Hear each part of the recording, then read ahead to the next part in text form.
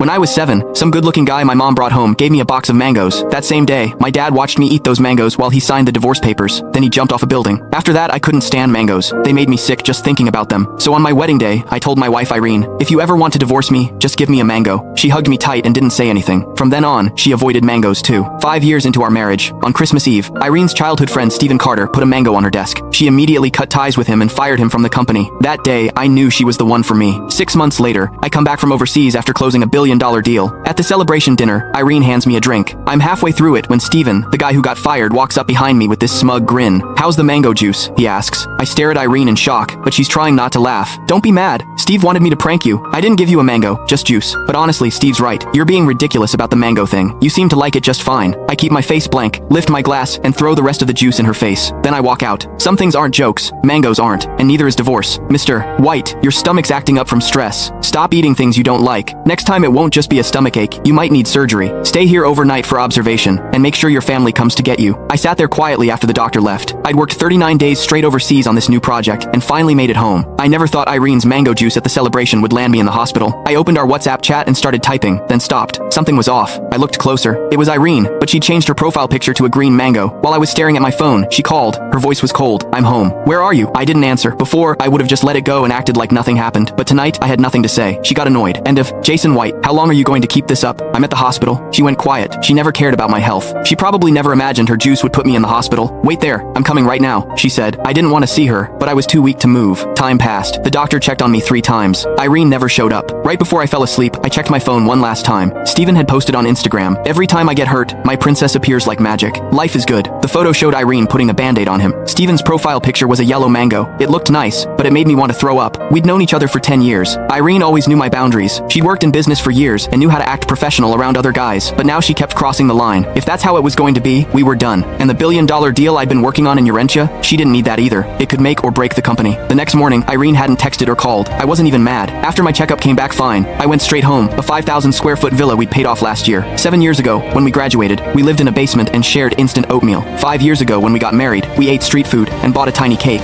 Now I was alone in this huge house, licking my wounds. I figured I'd get used to it. I was looking over the divorce papers my lawyer sent when Irene came home. She reeked of men's cologne. Irene had sensitive skin and hated perfume. That's why I never wore anything scented for 7 years. Even my shampoo was unscented. Guess those rules only applied to me. She saw me on the couch with my tablet and hesitated. Steve got drunk at dinner last night and fell. I took him home. It got late and the drive was long, so I just stayed at a hotel nearby. That's why I didn't come to the hospital. I nodded and canceled another partnership on my tablet. Okay. Irene looked confused, like my reaction surprised her. She came closer and looked down. It's Saturday. Don't worry about work. I'm taking Steve to Paris for a trip.